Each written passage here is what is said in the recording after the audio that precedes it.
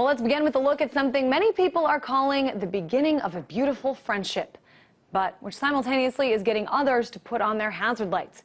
I'm talking about a new blossoming relationship between the U.S. government and private companies. They've been working together to gain more access to what takes place on the web. Here's a headline from the Washington Post today. It says the Pentagon expands cybersecurity exchange.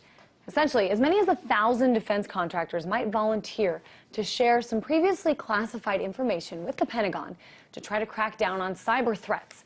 And according to the Washington Post, this new relationship is being hailed as a milestone. A milestone is one way to look at it. But we want to talk about some other aspects of what's going on here.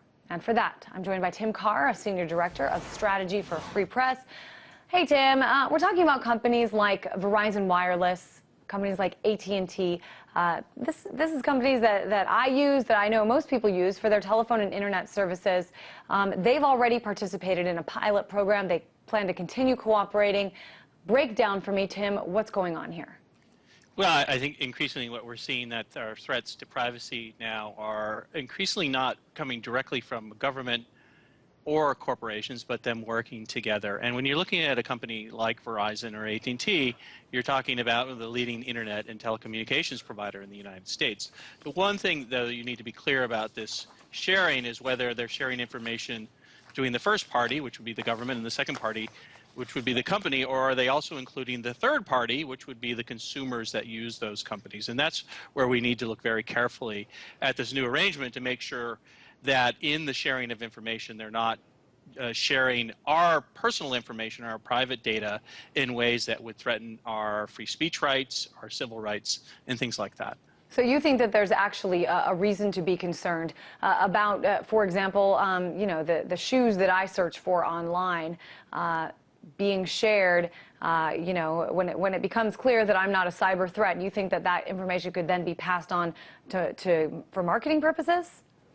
Well, I mean, in this instance, they're apparently being passed on to address threats to national security, but we don't know where those lines are drawn.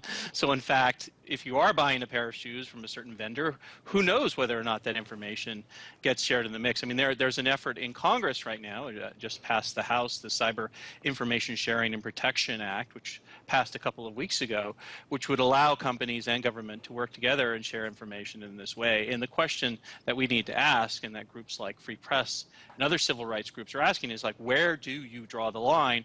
At what point does our information, something that would seem as banal as buying a pair of shoes, become property of the government? And certainly those involved with the program say, you know, this is needed because of hackers in countries like China, you know, already trying to get into some of these networks, some belonging to defense contractors, but some not.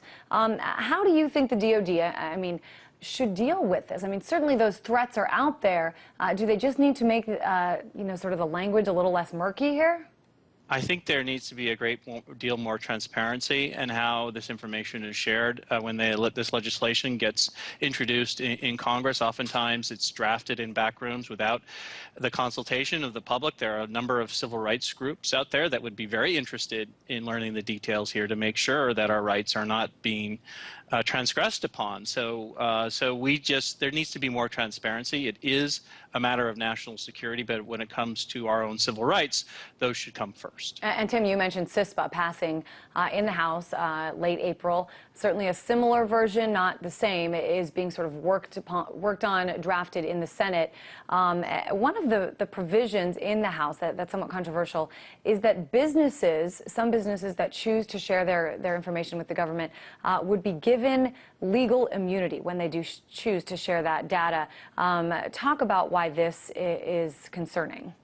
Well, that's why, surprisingly, you saw a lot of internet companies supporting CISPA. There was a piece of legislation a couple of months back where they all came together and opposed it. That people remember the SOPA and PIPA. This time it's a little bit different, and the reason that a lot of them have been supportive of this is it does indemnify them. So when government comes knocking and they serve a subpoena on a Facebook or a Twitter, they have they are free to share that information under the conditions of CISPA. So they like it in a way that they didn't like that earlier piece of legislation that we defeated. So it's really up to a lot of the civil rights groups to make sure that not just government, but these companies as well are looking out for our interests first. It's a real problem. We don't even know whether some of the threat that's been mentioned, the threat of hacking from China or from other groups, is real. We need to know the extent of that threat, whether it is indeed as real as they say, before they take too many of our liberties away in the form of legislation, or as we've seen today with this trial of information sharing between government and corporations. Yeah, I mean, what's it going to take, Tim, for things, when you read through some of this legislation, as you say, it's confusing, it's not transparent, there's a lot of sort of room for interpretation.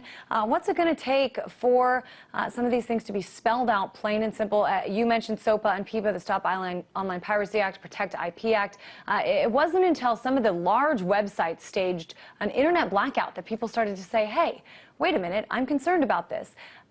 Also, as you say, companies like Facebook are in support of CISPA because they won't be, you know, legally accountable, I guess you could say. We're not seeing online blackouts happen. So what's it going to take for things to be a little more clear out there for the average American to understand?